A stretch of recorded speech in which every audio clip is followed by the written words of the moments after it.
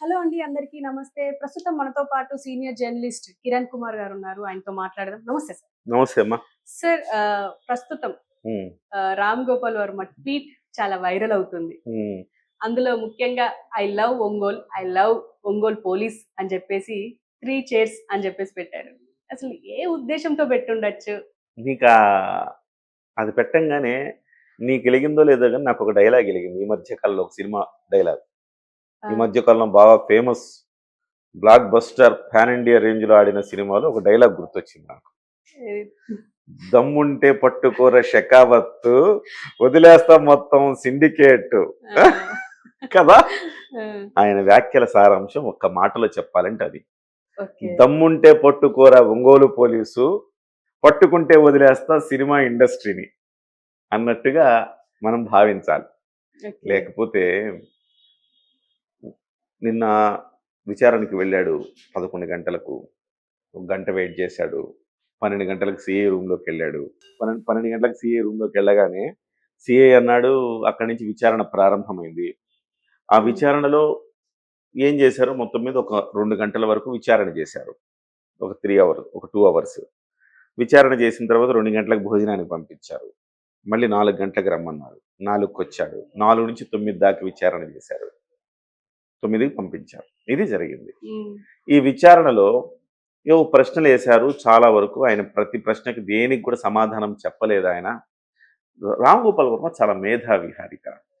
చాలా మేధావి. సో, ఒక్కోసారి నేను చెప్తా ఉంటా. నా మిత్రుడికి చెప్తా. ఆ మిత్రుడు కూడా చాలా పెద్ద మేధావి.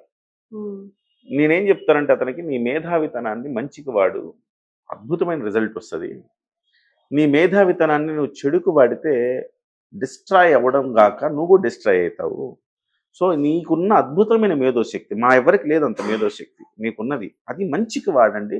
అద్భుతమైన ఫలితాలొస్తాయి. సమాజం పరిఢవిల్లుతుంది అని చెప్తా ఉంటా. హ్మ్. అట్లా రామ్ గోపాల్ వర్మ కూడా అద్భుతమైన మేధోశక్తి ఉంది. సో, తన కేస్ అవసరమైతే తను లా చదవకపోయినా తన కేస్ తాను వాదించుకోగలిగిన నేర్పరితనం ఉన్నది డెఫినెట్‌లీ. రామ్ గోపాల్ వర్మకి. హ్మ్. సో, రామ్ గోపాల్ వర్మ ఇప్పుడు ఆయన ఏ ప్రశ్న పోలీసులేసినా దానికి ఆన్సర్ సరిగా చెప్పుండడు. చెప్పండి. తల తిక్క సమాధానాలు చెప్తాడు. సహజంగా మనకు అర్థమైంది.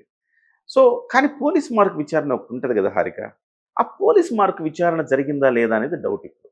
హ్మ్. ఎందుకంటే ఆయన బయటకొచ్చిన తర్వాత ఆయనలో ఎక్కడ అలసట కనపడలా. పోలీస్ మార్క్ విచారణ ఎదుర్కొన్న భావన కనపడలా.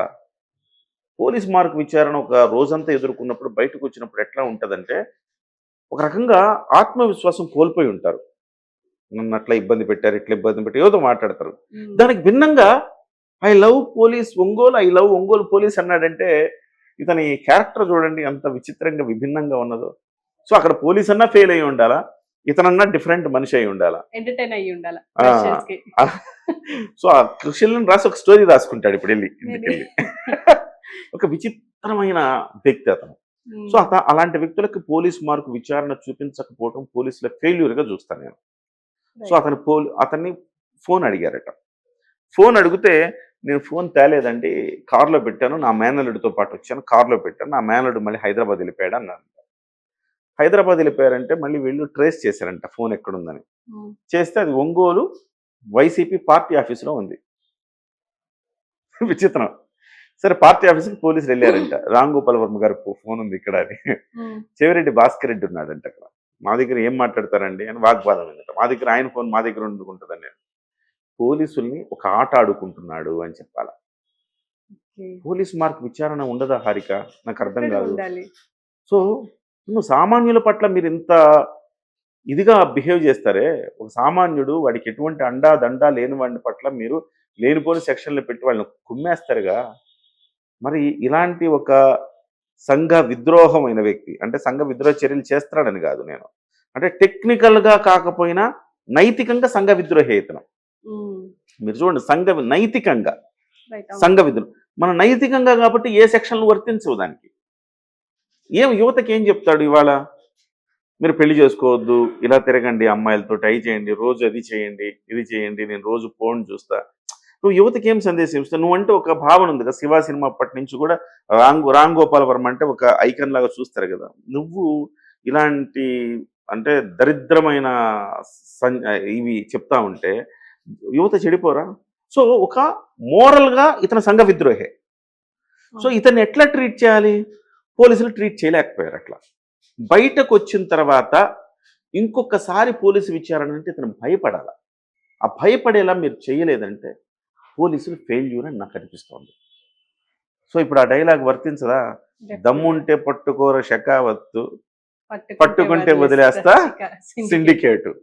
ఇప్పుడు ఆ డైలాగ్ నిజంగా అతను ఆ వెటకారం ధ్వనిస్తుంది చూడండి. అతని యొక్క దీంట్లో ఎంత వెటకారం ఉందో చూడండి.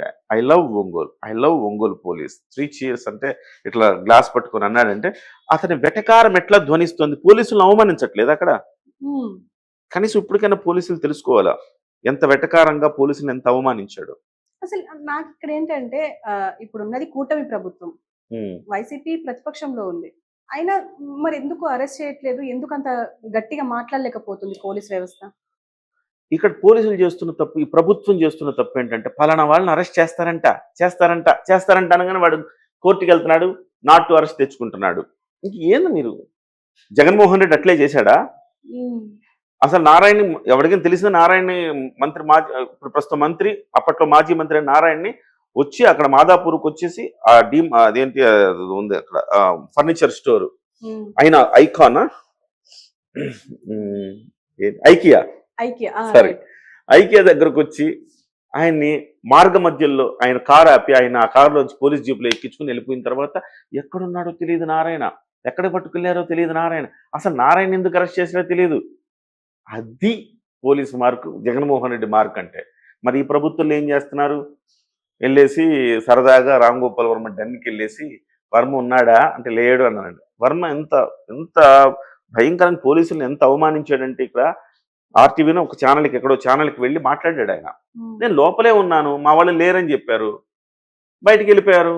లోపలికి వచ్చి పోలీసులు అంటే లోపలికి వచ్చి ఎంక్వైరీ చేయరా, చెక్ చేయకుండా వెళ్ళిపోయారు. అది వాళ్ళ తప్పు కదా అంటున్నాడు. అంటే పోలీసుల్ని ఎంత లైట్గా తీసుకున్నాడు, చట్టంని ఎంత లైట్గా తీసుకున్నాడు, ఈ విచారణని ఎంత లైట్గా తీసుకున్నాడో మనకు అర్థమవుతుంది. సో కోర్టుల పట్ల గౌరవం లేదు, పోలీసుల పట్ల గౌరవం లేదు, చట్టం అన్నా న్యాయం అన్నా కనీస విలువ ఏ పాటి విలువ కూడా ఇవ్వట్లేదు. సమాజం పట్ల ఆ గౌరవభావం లేదు. సో ఇవాళ పోలీసులు ఇప్పటికైనా అర్థం కావాల్సింది ఏంటంటే పోలీసులకి, మిమ్మల్ని అతను జోకర్లు చేస్తున్నాడు, మిమ్మల్ని బఫూన్లు చేస్తున్నాడు. ఇప్పటికైనా రామ్ గోపాల్ వర్మకి మీరు పోలీస్ మార్కు విచారణ రుచి చూపించాలి. అంటే ఇక్కడతో అవ్వదమ్మా, మళ్ళీ రెండోసారి విచారణ పిలుస్తారు. రెండోసారి విచారణ పిలిచినా వెళ్ళాలి అతను. ఇంక 4 రోజుల తర్వాత రండి అంటే మళ్ళీ వెళ్ళాలి, మళ్ళీ కబురు పెడితే మళ్ళీ రావాలి అతను. విచారణకు వస్తూనే ఉండాలి. ఇప్పుడు పోలీసుల చేతిలో ఉంది అతను జుట్టు, కానీ వీళ్ళు ఎంతవరకు